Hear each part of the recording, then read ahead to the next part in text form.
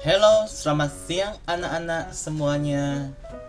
Sampai berjumpa kembali dengan Pak Guru di pembelajaran tema 1, subtema 3, PB yang ke-6. Nah, di pembelajaran hari ini kita akan belajar mengenai pertumbuhan nyamuk.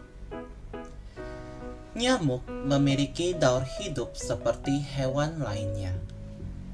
Daur hidup nyamuk dimulai dari telur. Telur nyamuk berada di atas air. Ketika sudah menetas, telur menjadi jentik-jentik. Nah, teman-teman bisa lihat di gambar. Kalau telur nyamuk sudah menetas, maka dia akan menjadi jentik-jentik. Ya.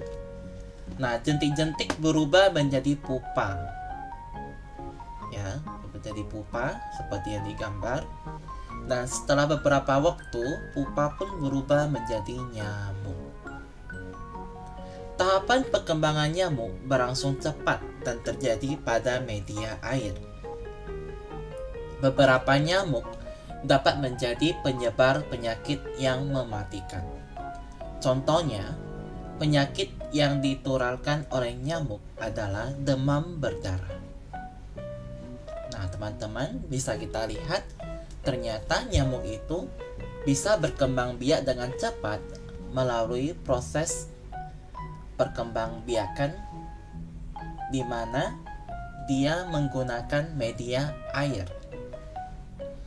Nah, untuk itu kita bisa mengatasinya, Nak, supaya pertumbuhan nyamuk yang ada di sekitar kita tidak semakin meningkat. Nah, penyakit demam berdarah ini tentunya berbahaya ya, karena bisa mengakibatkan kematian. Selain demam berdarah, banyak lagi penyakit lain yang ditularkan oleh nyamuk. Salah satu penyebab berkembangnya nyamuk itu adalah banyaknya genangan air. Seperti teman-teman tadi dengar, yang membuat nyamuk berkembang dengan cepat itu karena ada proses perkembangbiakan menggunakan media air. Sehingga jika banyak genangan air, maka perkembangan nyamuk itu pertumbuhannya juga semakin cepat, ya. Membersihkan lingkungan serta membuang benda-benda yang sudah tidak dipakai agar tidak dijadikan tempat perkembangbiakan nyamuk. Oleh karena itu, mari kita bersama-sama mengingatkan masyarakat agar menjaga lingkungan melalui poster. Nah, bagaimana sih daur hidup nyamuk itu? Seperti yang kita sudah lihat, dari telur akan menetas menjadi jentik-jentik. Setelah itu dia akan menjadi pupa, baru menjadi nyamuk dewasa.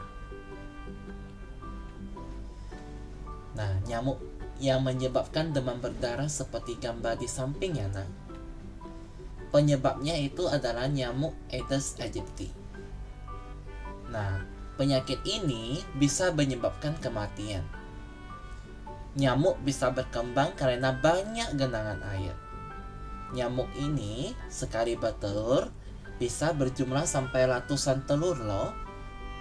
Maka teman-teman harus ingat, kita selalu menjaga lingkungan kita supaya tidak kotor dan tidak menjadi sarang nyamuk. Nah, saat memberikan saran, ingat ya teman-teman, kita selalu berusaha menggunakan bahasa yang santun supaya orang tidak mudah tersinggung. Nah, di sini ada contoh anak yang membuang sampah sembarangan. Nah, kira-kira apa saran yang bisa kita berikan? Kalau saran, kita harus selalu menggunakan kata sebaiknya terlebih dahulu. Gunakan kata sebaiknya, seharusnya. Ayo, kira-kira apa kalimatnya yang baik?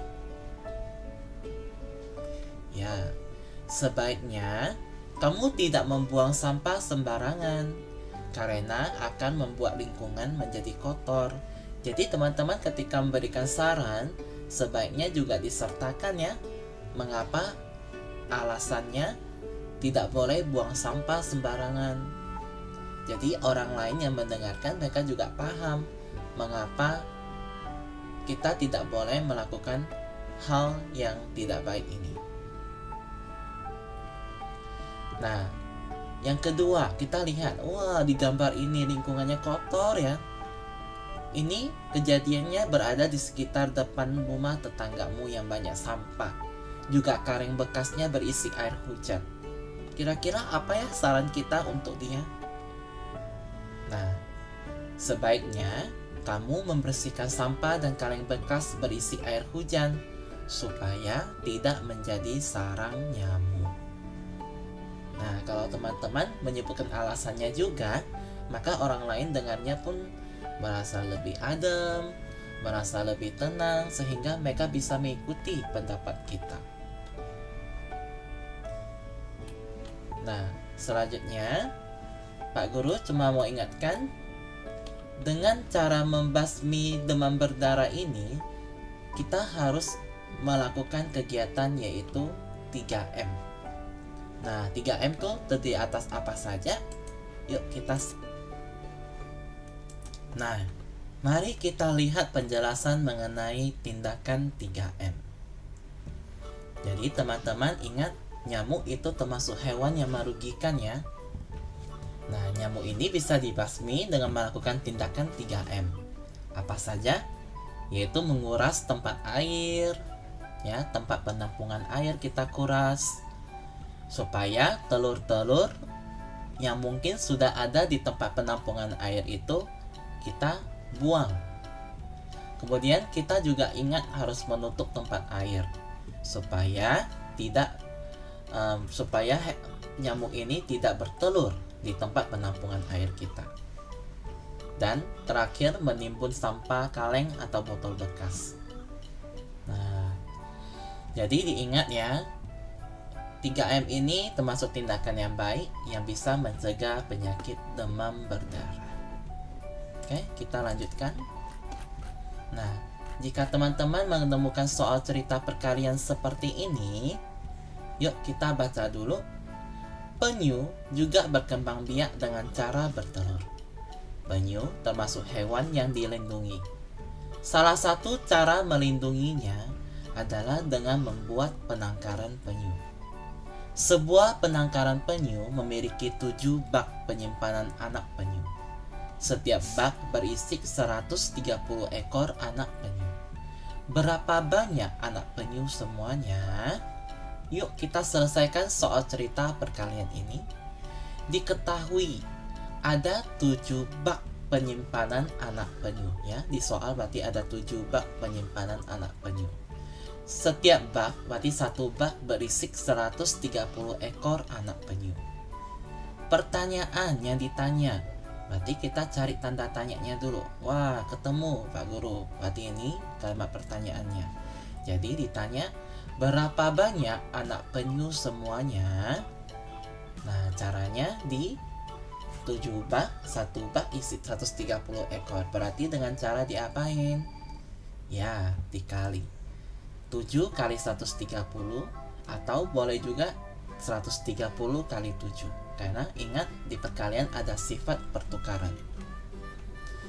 Nah, teman-teman, kita tinggal kerjakan menggunakan cara susun pendek. Nah, 7 kali 0, 0. Kemudian 7 kali 3, 21. Nah, 2-nya, puluhannya di atas 1, satunya di bawah. Satuannya di bawah. Jadi ingat ya teman-teman, kalau ketemu yang ada teknik simpan, simpan dulu dengan baik ya. Kemudian terakhir 7 kali 1. 7 kali 1 adalah 7. 7 tambah 2 yang disimpan 9. Berarti kita tinggal buat jadinya. Jadi banyak anak penyu semuanya adalah 910 ekor. Oke, baik. Beginilah penjelasan untuk video pembelajaran hari ini. Sampai jumpa ya anak-anak semuanya di video pembelajaran berikutnya. See you.